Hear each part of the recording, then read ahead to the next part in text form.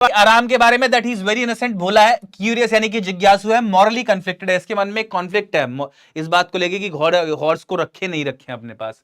मुराद है जो कि बहुत ही बोल्ड दिखाया गया है, फन लविंग मजा मस्तमौला दिखाया गया है, बिल्कुल काइंड दयालु है, रिबेलियस है यानी कि जो सिस्टम जो ट्रेंड प्रिवेलिंग है उसके खिलाफ चलता है, बट वैल्यूज फैमिली ऑनर, लेकिन अपनी फैमिली के रिस्पेक्ट को वैल्यू करता है। अंकल खुसरो के बारे में बताया गया बहुत ही इरिटेबल हैं, चिड़चिड़े हैं, लाउड है, चिल्लाते हैं काफी तेज, कॉमिकली शॉर्ट टेम्पर्ड है, और उनका जो शॉर्ट टेम्पर यानी कि उनको जो गुस्सा आने का गुण है वो काफी ज्यादा फनी है। इस चैप्टर के थ्रू आप देखते हो ऐसा थीम है, ऑनेस्टी वर्सेस टेम्पटेशन, थीम बड़े क्लियरली स्टोरी का निकल के आता है कि आप ईमानदारी वर्सेस टेम्पटेशन, जब किसी परीक्षा में पढ़ते हो, जब किसी कोई लालच आपके मन में आता है तो उस वक्त आपकी ईमानदारी कितनी रहती है कितनी नहीं रहती ये बदलता है।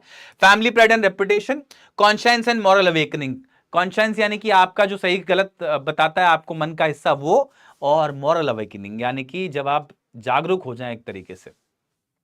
Message, true integrity means doing the right thing even after making a mistake. True integrity मतलब असली ऑनेस्टी तो इस बात में है कि अगर आपसे गलती हो भी जाए तो भी आप आखिरी में सही एक्शन ले लें, जो कि स्टोरी में आपको दिखता भी है। Fine. Question number 1, Why did Uncle Khusro dismiss John Byro's complaint about the stolen horse? Uncle Byro जो है वो क्यों डिसमिस कर देते हैं जॉन बायरो की शिकायत अबाउट द स्टोलन हॉर्स? बताइए।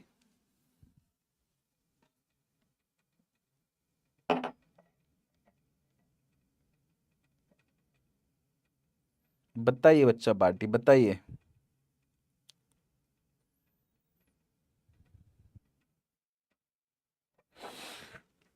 Easy.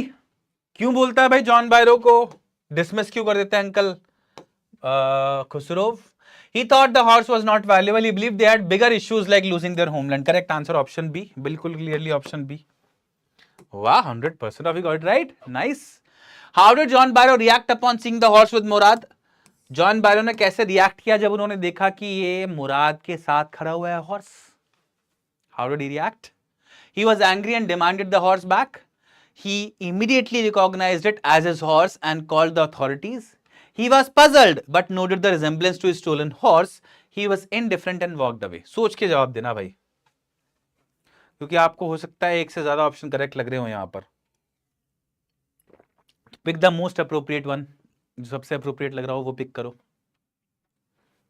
Correct answer is option C. B नहीं बच्चा पार्टी, ऑप्शन सी।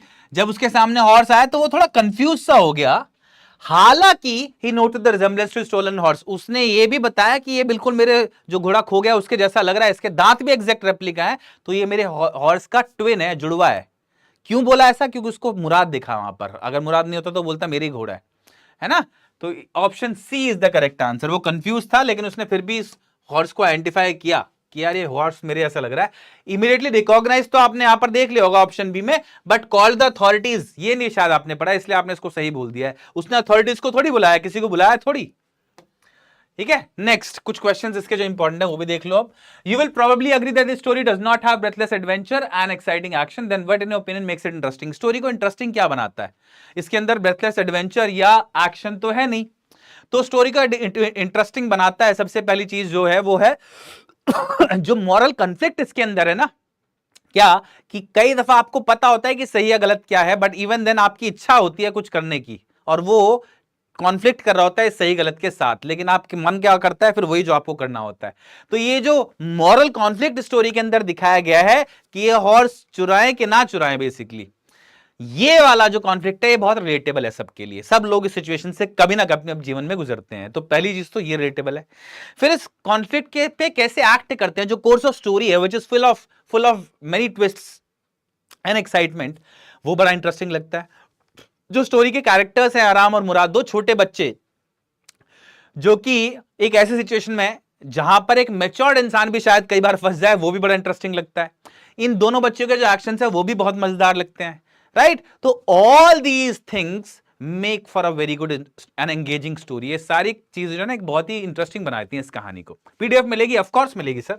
नेक्स्ट है, did the boys return the horse because they were conscience stricken और बिकॉज दे वर अफ्रेड? ये बच्चे जो हैं क्यों लौटा देते हैं हॉर्स को? इसलिए कि वो कॉन्शियंस स्ट्रिकन थे।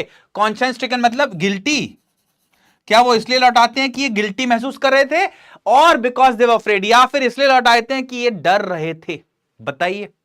करेक्ट आंसर है बच्चा party, because they were conscience stricken, क्योंकि ये गिल्टी महसूस करे थे। जॉन बारो से मिलने के बाद इनको